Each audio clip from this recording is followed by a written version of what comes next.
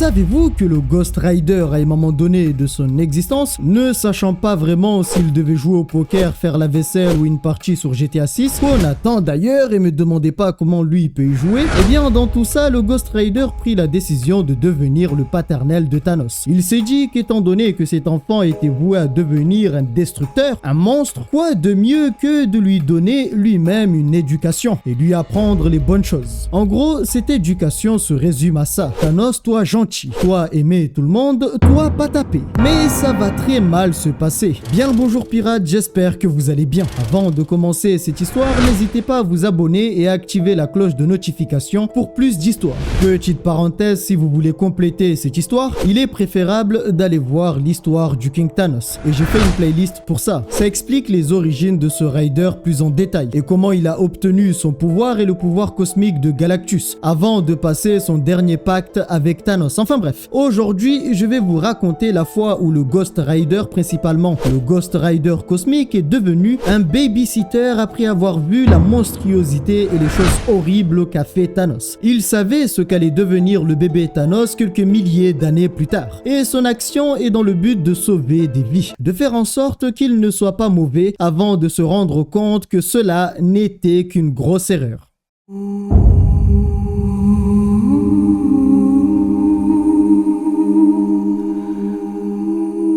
Bien, pas besoin de rentrer dans les détails, vous le savez avant tout ça, Frank Castle était un soldat. Par la suite, il a vu sa famille mourir sous ses yeux. Il est devenu le Punisher afin de punir tout mal et l'exterminer car pour lui, les héros ne faisaient pas assez bien le travail. Malheureusement pour la Terre, quelques temps plus tard est arrivé le King Thanos, qui causera la mort de tous les héros, mais aussi celle de Frank Castle. Sauf qu'avant de mourir, Frank fit un dernier souhait, disant qu'il donnerait tout pour punir le titan fou. À cet instant, une personne entendu son souhait et y répondu. Après avoir rencontré Mephisto, ils ont passé un pacte et Frank Castle est devenu le Ghost Rider, l'esprit de vengeance. Revenu, le Rider s'est retrouvé tout seul sur Terre, car Thanos avait tué tout être vivant et après des décennies, le Rider devint complètement fou à cause de la solitude. Après quelque temps, alors qu'il traversait une ville, est apparu Galactus, le dévoreur de mondes, qui avait été chassé à travers les étoiles par Thanos. Après avoir expliqué sa situation au Rider et lui avoir donné une partie de sa puissance cosmique en échange de la Terre, ils sont partis affronter le titan fou. Cependant, Galactus perdit en un instant et le Rider a accepté de rentrer au service de Thanos parce qu'il ne pouvait le battre et Thanos ne pouvait le tuer. Et dans la quête de Thanos d'exterminer toute vie dans l'univers pour sa bien-aimée la mort, et bien quelques temps plus tard, toujours au service de Thanos, le Rider fut vaincu par le surfeur d'argent qui était digne de porter le marteau Mjolnir. Ainsi, il mourut. Seulement, vous l'aurez compris, là n'est pas la fin de son histoire. Après ça, une décision fut prise sans son consentement. Et Frank Castle s'est retrouvé au Valhalla et les choses ne sont pas si simples. Car au Valhalla, que certains croient et vouloir y aller, est un endroit où se trouvent des guerriers qui n'aiment que le combat. Et dans ces lieux, étant considéré comme étant un simple mortel, il affronta un être appelé Koldax. Mais bien qu'il soit immortel pour eux, Frank a montré des capacités de combat assez incroyables. Et durant le combat, son obsession pour Thanos refit surface, le rendant complètement fou. Et plus tard, il s'est isolé afin de pouvoir déprimer tranquillement sans pouvoir être dérangé. Sauf qu'Odin, fidèle à lui-même, s'introduira dans sa dépression parce qu'on est venu se plaindre à lui. On lui a rapporté que Frank Castle a coupé le nez de Koldax. Mais ça, Frank s'en foutait complètement. Pour lui, Koldax était juste un fou obsédé par la guerre et qui a buté des enfants. Et le pire, c'est qu'il s'en vend.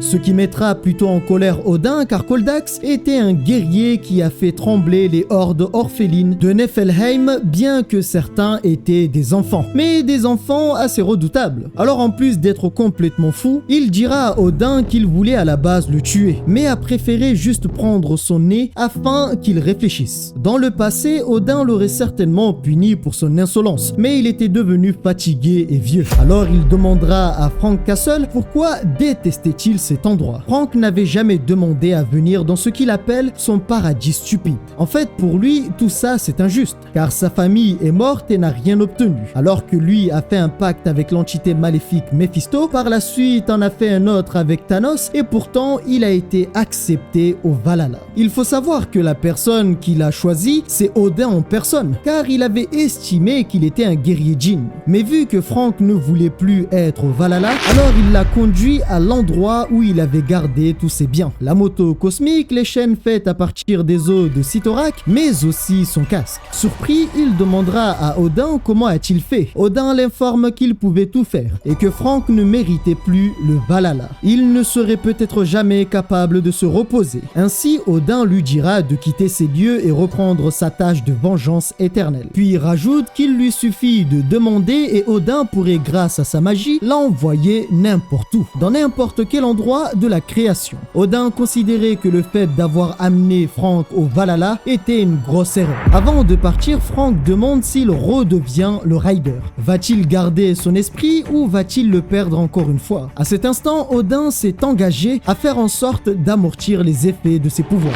Ainsi, Frank Castle reprit ses pouvoirs de Ghost Rider. Cependant, malgré la présence d'Odin et son pouvoir, lorsque Frank Castle reprit ses pouvoirs cosmiques, cela était trop pour lui. Après quelque temps, il semble qu'il soit resté le même et dira à Odin qu'il avait raison. Il avait raison sur le fait que Frank Castle ne pouvait pas se reposer et qu'il y avait une chose qu'il devait faire. Et il dira aussi à Odin que c'est une chose qu'il aurait dû faire depuis longtemps avant tout ça. Revenu, le Ghost Rider savait exactement où il devait se rendre et il demande à Odin de l'envoyer là où le mal a commencé. Bon, vous aurez compris au vu du titre, sa destination était une petite lune de Saturne appelée Titan, là où était né un enfant déviant. Il se demandait comment était l'enfance de Thanos, comment avait-il fait pour survivre durant si longtemps et surtout devenir ce qu'il est devenu, et qui a laissé Thanos devenir un tel monstre. Ainsi, arrivé sur Titan, le Ghost Rider s'est infiltré avant d'arriver au berceau de Thanos. Et arrivé devant lui, il se demandait aussi pourquoi jamais personne n'a voyagé dans le temps pour venir le tuer dans son berceau, car beaucoup à son époque pouvaient justement voyager dans le temps. Alors vous serez assez surpris car il y a une petite raison à ça. Thanos, bien qu'étant encore enfant, possédait une force et une cruauté sans égale. Il ira jusqu'à massacrer le Ghost Rider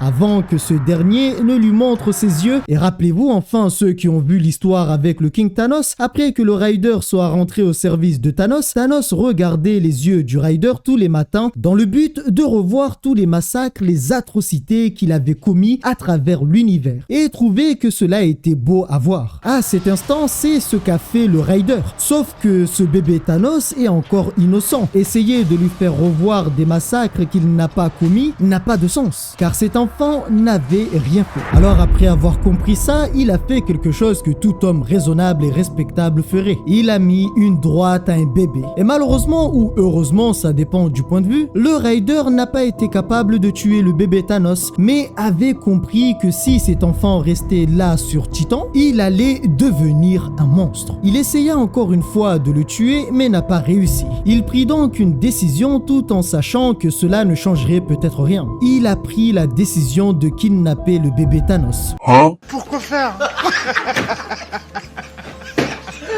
Alors vous allez rire, mais kidnapper Thanos n'était pas prévu. Bon, vous l'avez aussi remarqué. Mais ne pouvant pas le tuer, il a improvisé et a juste décidé de le prendre avec lui sans savoir ce qu'il allait faire de cet enfant de 3 ans. Après l'avoir kidnappé, 3 heures plus tard, il se trouvait sur une planète appelée Marcus Centauri. Il est venu sur cette planète juste parce qu'il avait déjà entendu parler de cette planète par un ami, et cet ami n'est nul autre que Galactus en personne. Et d'ailleurs, il est venu pour le rencontrer sur cette planète. Et vous aurez aussi compris que s'il est venu pour rencontrer Galactus sur cette planète, cela veut aussi dire que cette planète est condamnée. En fait, il reste exactement 10 minutes avant l'arrivée de Galactus. Ah ben oui, c'est sûr qu'ils ne pourront jamais finir une de mes vidéos. Il commencera à expliquer la situation au bébé Thanos, lui disant que le but était de changer son destin. Sauf que l'enfant ne comprenait rien. Il savait parler, mais ne comprenait pas tout. Alors le Rider lui servit une boisson alcoolisée alcoolisé.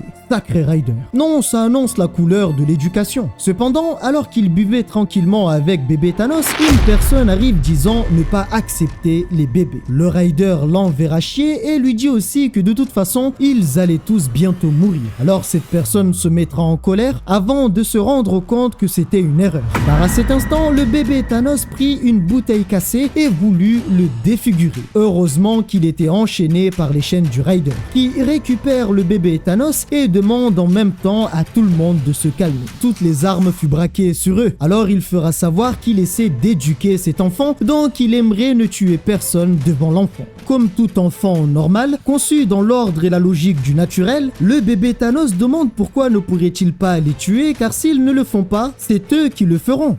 Bon Dieu, mais c'est bien sûr.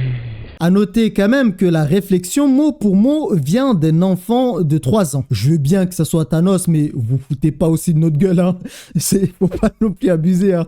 Sachant qu'ils allaient tous mourir, le Ryder dira que les tuer n'est pas nécessaire. Alors la personne à l'origine de tout ce bordel demande pourquoi dit-il qu'ils vont tous mourir. Eh bien, c'est parce que le dévoreur de monde allait arriver. Et à son arrivée, Galactus détruit absolument tout. À ce moment-là, le Ryder dit à cette personne qu'il allait parler à Galactus afin qu'il ne détruise pas leur monde. Ainsi, accompagné du bébé Thanos, il monte sur la moto cosmique et va à sa rencontre. Cependant, arrivé devant Galactus, il dira au bébé Thanos qu'en fait ce monde allait quand même mourir. Mais grâce à lui, maintenant ces gens mourront avec espoir. Ce que Thanos trouvait assez amusant. Oui, encore une fois, sacré Ryder. Face à Galactus, il l'appellera par son véritable nom, Galan. Et Galan lui dira que l'arrêter ne servait à rien, car il avait faim et ne pourrait être arrêté. Mais tout ça, le Ryder s'en foutait. Il avait entre ses mains un problème bien plus grave que sa faim. Et alors qu'ils discutaient, arrivent des requins volants, ce qui fit peur à Galactus, qui, ayant pris peur, déploya une puissance incroyable, tuant tous ces requins. Et ce qui est drôle, c'est qu'au lieu d'être considéré comme une menace, il sera considéré comme étant un héros. Bien que le Ryder connaissait Galactus, ce dernier ne l'avait jamais rencontré. Et durant leur discussion, l'insolence du Ryder le mettra en colère et Galan prit la décision de l'éliminer. Mais à sa grande surprise, sa puissance cosmique ne leur a rien fait. À cet instant, le Ryder prit la décision de lui dire sa véritable identité et demande aussi à Galactus d'utiliser ses pouvoirs télépathiques sur lui afin de voir. Ce qui lui a permis de voir à travers lui, voir toute son histoire, sa mort, son pacte avec Mephisto, le pacte avec lui-même, Galactus, leur voyage ensemble, leur amitié et leur histoire avant qu'ils ne meurent tragiquement face au Titan fou et que le Ryder ne rentre au service de Thanos. Voir les souvenirs du Ryder lui a permis de comprendre qu'ils étaient en fait de très bons amis et qu'ils avaient combattu ensemble. Et qu'en plus d'avoir combattu ensemble, ils ont passé pas mal de temps ensemble et se sont même raconté des histoires et anecdotes de leur vie. Et par exemple, l'une des nombreuses histoires qu'a raconté Galactus est justement cette planète. C'est de cette façon que le Ghost Rider a su que Galactus arriverait sur cette planète. Mais à cet instant, ce qu'il ne comprenait pas, c'est pourquoi le Ryder était-il rentré au service de Thanos après sa mort. Le Ryder lui dira qu'en fait, il avait un plan. Il pensait qu'en rejoignant le Titan fou, il pourrait le tuer durant son sommeil. Mais en fait, au final, avec le temps, son esprit s'est perdu et il n'a pas pu mettre en place son plan. Galactus lui demande, maintenant qu'il a l'enfant, pourquoi ne pas le tuer et s'en débarrasser? Sauf que le Ryder essaie un nouveau plan. Il veut l'éduquer pour le réhabiliter. Trouvant que cela était une folie, Galactus lui demande de lui donner l'enfant pour qu'il le tue. À ce moment-là, le bébé Thanos regarda le Ryder avec des yeux doux, des yeux de lapin. Et le bon vieux Ryder n'a pas pu résister. Ainsi, il dira à Galan qu'il ne lui donnera pas le bébé. Après ces paroles, arrivera l'observateur que certains préfèrent appeler Uatu de son véritable nom. À sa venue, le Ryder dit à Galan de regarder. Cela veut dire qu'il prend la bonne décision de réhabiliter Thanos, car Uatu ne se déplace que lors de grands changements. Sauf que l'observateur était venu pour lui dire qu'il essayait de changer une constante universelle. En d'autres termes et plus clairement, il dit que dévier Thanos de son histoire ne changerait rien, car cet enfant avait été choisi par une personne qu'il qualifie d'adversaire invaincu. Ce qui mettra très en colère le Ryder, qui lui demandera si changer changer l'histoire n'aurait aucun impact, alors pourquoi est-il venu le voir? En observant ce que faisait le Raider, il avait estimé que le choix du Raider était le pire choix de toute l'histoire. Il savait aussi que ce choix mènerait certainement à des conséquences lourdes.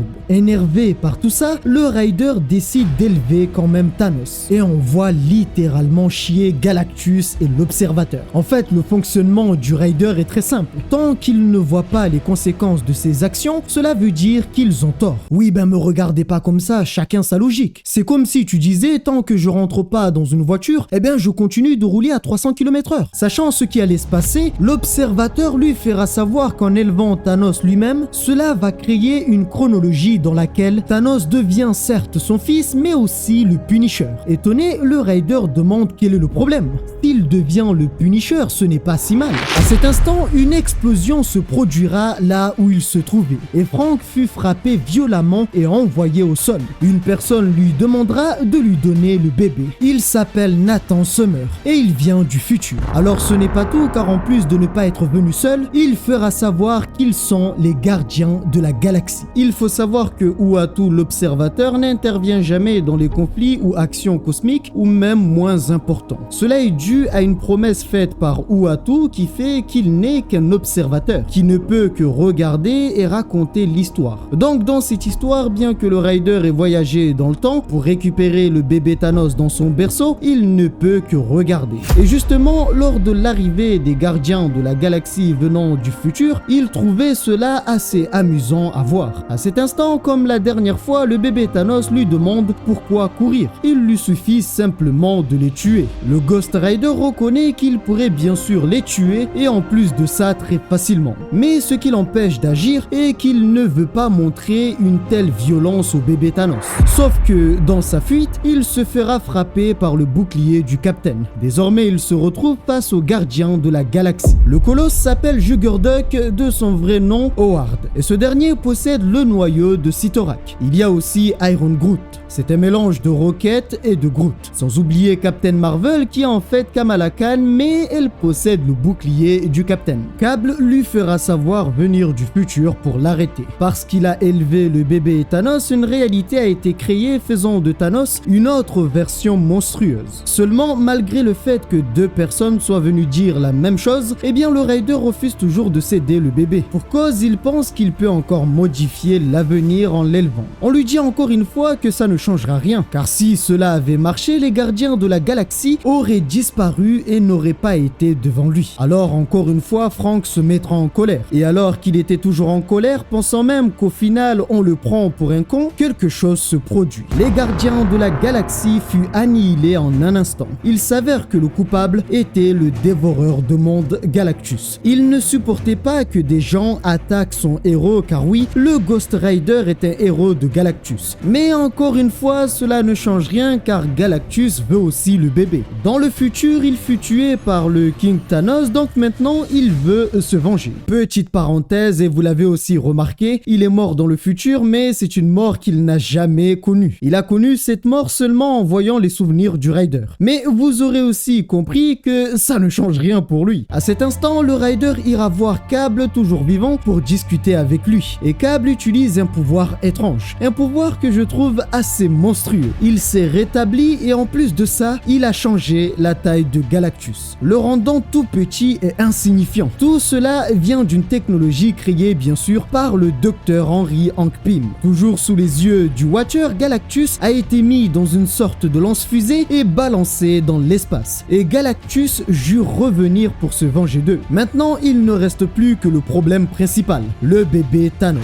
À cet instant, Cable appelle des renforts et fait savoir au Raider qu'il y a beaucoup de monde qui sont prêts à revenir dans le passé pour les tuer ensemble. Lui et le bébé Thanos. Encore une fois, toujours dans sa folie, le Raider refuse catégoriquement de donner le bébé. Ainsi, Cable demande qu'on l'exécute. Le bébé Thanos lui demande cette fois-ci pourquoi prendre la fuite. Pour la même raison que la première fois, il ne veut pas que le bébé Thanos voie le massacre. Ainsi, il donna le bébé au Watcher, car quand bien même ce dernier n'était pas d'accord avec le Raider cosmique, rappelez-vous, ce n'est qu'un observateur. Même s'il voulait aussi tuer le bébé Thanos, il ne le ferait pas. Maintenant qu'il n'a plus le bébé, il libère une énergie cosmique qui détruit tout. Certains Certains verront leur ventre ouvert, d'autres la tête désintégrée et d'autres pendus. Le Raider était devenu un boucher galactique. Alors ça ne s'arrête pas là car Cable continue d'ouvrir des portails amenant d'autres héros de son temps. Il envoie même War Machine, Sabertooth que certains préfèrent appeler Dent de Sabre, Moon Knight et Reed Richards, mais cela ne change rien. Dites-vous même que viendra Hulk mais aussi Beta Ray Bill alias Thor et Daredevil. Encore une fois, cela ne change rien. Les portails temporels ne s'arrêtent pas et le Raider annihile une grande partie de l'armée de héros du futur. Je sais pas si on se rend compte de la puissance du Raider. A noter que Blade participe à tout ça. On le voit très rarement, je trouve. Dans tout ça, la seule personne qui a pu l'atteindre est Nova, ce qui va le déstabiliser et par la suite il prendra une sacrée droite de l'Iron Fist, ce qui au passage mettra en colère le bébé Thanos. À cet instant, le Raider demandera au Watcher de partir avec l'enfant. Arrivera She-Hulk qui va littéralement le massacrer. Sauf que quelque chose s'est passé et 15 minutes plus tard, le Raider se réveille mais plus rien. Aucune vie, que des morts. Perturbé, il se demandait ce qui s'est passé. Dans ce silence, il a entendu du bruit. Il s'avère que c'était le bébé Thanos qui massacrait Cable. Alors voyant cela, le Raider l'arrête. Et le bébé Thanos se mettra en colère parce qu'il sait que le Raider allait lui faire la morale. La règle qu'a installée le Raider, c'est pas de meurtre. Lorsque Cable voulut utiliser son pouvoir encore une fois pour ouvrir des portails, le Raider l'arrête.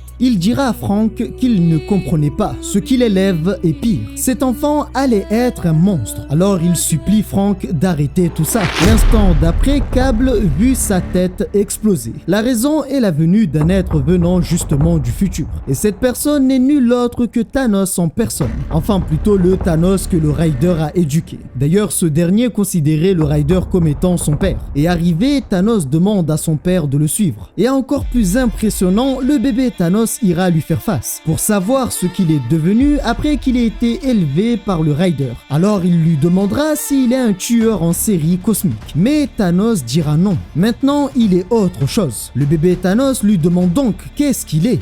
Désormais, Thanos est le Punisher. Et Thanos voulait amener le Raider et le bébé Thanos dans le futur car c'était le meilleur endroit où ils seraient en sécurité. Arrivés, ils découvriront un monde magnifique, un monde qui semble paisible, ce qui va surprendre le Raider. Alors il demandera à Thanos si c'est bien lui qui a fait ça. Pour Thanos, ils l'ont fait ensemble. Cet endroit est paisible parce qu'il n'y a pas de crime, pas de prédateurs et tout le monde pour lui se sent en sécurité. En larmes, il dira à Thanos qu'il savait qu'il y avait de l'espoir. Sauf que Thanos lui a montré qu'une partie de l'iceberg. Il y a autre chose qu'il devait voir. Pour commencer, il lui fait savoir qu'il est mort dans ce présent. Cela est arrivé après qu'ils aient réussi à se débarrasser de sa malédiction. En gros, il n'était plus le Raider, donc il pouvait vieillir et mourir comme tout le monde. Mais à ce moment-là, le Raider vit autre chose. Il vit de la fumée. Il comprit à cet instant qu'ils avaient tous raison. C'est un monde détruit. Un monde où Thanos règne par la force. Il demande à Thanos ce qu'il a fait. En gros, Thanos a créé deux mondes. Ceux voulant la paix et qui veulent vivre confortablement vivent du côté où c'est beau, c'est vert, c'est rayonnant. Et ceux voulant le crime, le meurtre et tout le reste sont dans cet endroit. C'est de là aussi que vient Cable et tous les autres héros qu'a affronté le Raider. Alors le Raider lui fera savoir que ce n'est pas de la justice. Créer des camps et les réprimander ne fera qu'augmenter l'injustice. Sauf que pour Thanos, il ne fait que les punir. Encore plus fou, le bébé Thanos lui rappellera ses propres paroles. Il avait dit sur la planète Marcus Centauri qu'il y avait une différence entre tuer et laisser les gens mourir. Ce qui veut dire que ce que fait Thanos, c'est exactement ce que lui a appris le Raider. Il ne les tue pas lui-même, mais les laisse mourir de l'autre côté. Et Thanos ira jusqu'à dire que ces gens ne voulaient pas la paix. Donc les mélanger avec les autres ne ferait que corrompre les autres. Ainsi commence une dispute entre le père et le fils. Le père reproche à l'enfant de ne pas pardonner et être trop dur. Et le fils reproche au père de ne pas comprendre. Dans cet endroit se trouvait le Raider. Enfin plutôt Frank Castle et sa femme. Mais alors vous direz, comment c'est possible? Comment se fait-il que Frank est là? Normalement sa femme est morte. Eh bien Thanos explique cela. En gros, ce qui s'est passé, c'est que le Ghost Rider est retourné dans le passé comme prévu et a volé le bébé Thanos. Par la suite, Ensuite, il l'a élevé. Et le jour où les gens qui ont tué sa famille sont venus justement pour les tuer, eh bien, Thanos était là et les a arrêtés. Alors tout ça mettra en colère Frank Castle qui trouvait que ce n'était pas réel. Ce n'était pas lui. Car si c'était bien lui, alors comment se fait-il qu'il soit encore là? Qu'il soit encore le Rider? La réponse que donne Thanos, c'est que Frank Castle était destiné à être le Rider depuis le début. À cet instant, il comprit que c'était lui. Tout ça vient de Thanos. Dans chaque dimension, chaque ligne temporelle, c'est Thanos qui le maudit et fait de lui le Ghost Rider. Alors il voulut cette fois-ci tuer le bébé Thanos. Et cela tuerait en même temps Thanos. Il ira jusqu'à dire à Thanos qu'il n'est pas son père et qu'il allait mettre un terme à tout ça, comme il aurait dû le faire depuis le début. Mais il se fera attaquer par Thanos. Le Rider avait oublié qui il menaçait. Car oui, c'est peut-être son fils, il l'a élevé, mais ça reste Thanos. Et ce dernier lui dira qu'ils auraient pu diriger ensemble et que s'il le voulait, cela n'était pas encore trop tard. Voilà maintenant que tout ce qu'on lui a dit se réalise. Il a affronté des centaines de héros pour protéger le bébé Thanos. Il est allé à l'encontre de Galactus encore une fois pour protéger le bébé Thanos et a ignoré les avertissements de l'Observateur. Pourtant, au final, tout ce que disaient les héros, Galactus et l'Observateur, s'est produit. Thanos est ce qu'il est. Bien qu'il ne soit pas d'accord, Thanos, le considérant comme étant son père, aimerait qu'il accepte de le rejoindre. Mais vous aurez compris, tout ça ne plaît pas vraiment au Rider.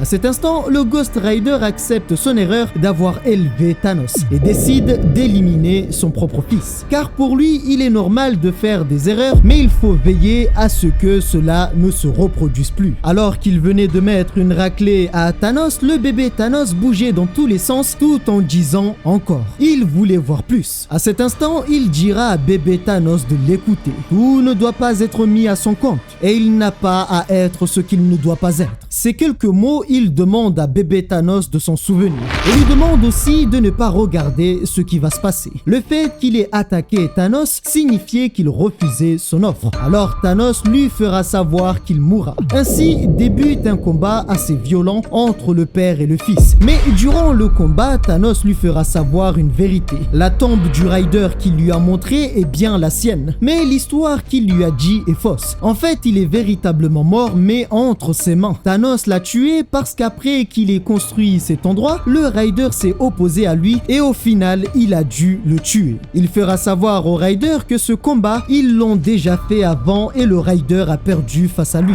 Ainsi, avec sa puissance cosmique, il voulut annihiler Thanos. Il fera savoir aussi à Thanos qu'à chaque combat, il se retient pour ne pas détruire le monde. Et en même temps, il se sentait un peu triste, car ses véritables enfants sont morts et lorsqu'il a voulu élever Thanos, ça s'est pas passé comme prévu.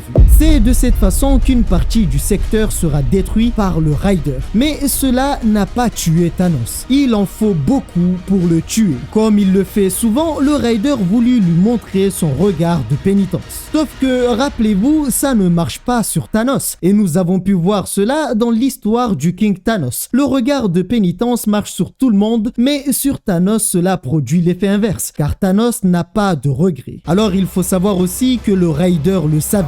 C'est pourquoi cette fois-ci, il a désintégré Thanos. La pénitence qu'il avait utilisée cette fois-ci était la punition. Ainsi est la fin de Thanos, le fils du Ghost Rider cosmique. Mais encore une fois, là n'est pas la fin de l'histoire. À cet instant arrivera une petite fille qui lui demandera s'il était bien Frank Castle. Cet enfant s'appelle Hope et cette dernière demandera si Cable était avec lui. Étant une personne intègre, une personne franche, dépourvue de malhonnêteté, Frank ne va pas lui mentir.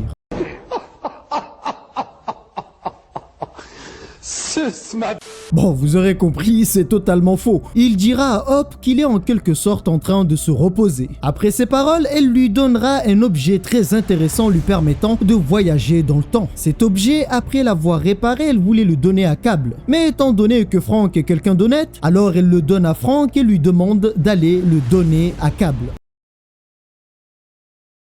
Ça va. Ça va. Je pense que ça va. Après ça, Frank retournera voir le bébé Thanos, qui était aux mains de son autre lui, et le Raider leur demande de laisser le bébé. Ainsi, le Raider récupère le bébé Thanos et repart. Mais à ce moment-là, sa femme l'avait reconnu. Elle savait qu'il était Frank Castle, mais un peu plus vieux. Le bébé Thanos lui demande alors s'il va le garder avec lui, et lui demande aussi est-ce que cette chronologie sera toujours là. Alors Frank dira la même chose que sur la planète Marcus Centauri. Ces gens mourront, mais ils mourront avec espoir. Ainsi, il ouvrit un portail pour retourner dans le passé. Il est retourné là où tout a commencé. Il s'est infiltré comme la première fois et a déposé le bébé Thanos là où il l'avait pris. En le ramenant, il ne savait pas où allait mener cette nouvelle route. Déposer le bébé Thanos allait certainement détruire la chronologie précédente et créer une nouvelle. Avant de partir, il adresse quelques mots au bébé Thanos, disant qu'il espère que les choses iront bien, que tout ce qu'ils ont vécu lui est servi de leçon et quoi qu'il arrive, lui et Thanos se reverront plus tard. En partant, le bébé Thanos était toujours réveillé et avait entendu ces mots. Sorti de la chambre du bébé Thanos, une personne lui remercie. Et cette personne était la mort, ce qui mettra très en colère le Raider. La mort lui dira qu'il fallait bien qu'une personne apprenne à Thanos à tuer. Alors il voulut demander quelque chose à la mort. Rappelez-vous, l'observateur avait dit que Thanos avait été choisi par une personne qu'il qualifiait d'adversaire invaincu. Eh bien, c'est la mort. À ce moment-là, le Raider lui demande pourquoi avoir choisi Thanos et ne pas l'avoir laissé tranquille ou même lui donner une chance d'être quelqu'un d'autre. Elle fera savoir qu'une fois qu'elle ait choisi une personne, son histoire est déjà écrite et fera savoir autre chose. Thanos n'est pas le seul enfant qu'elle a choisi. Après ces paroles, le Raider étant contrarié pour tout ce qui venait de se passer, laissa la mort et est parti. Ainsi est la fin de l'histoire du bébé Thanos et le Raider qui a voulu changer l'histoire en devenant le père de Thanos. Mais malheureusement, quoi qu'il arrive, Thanos reste Thanos.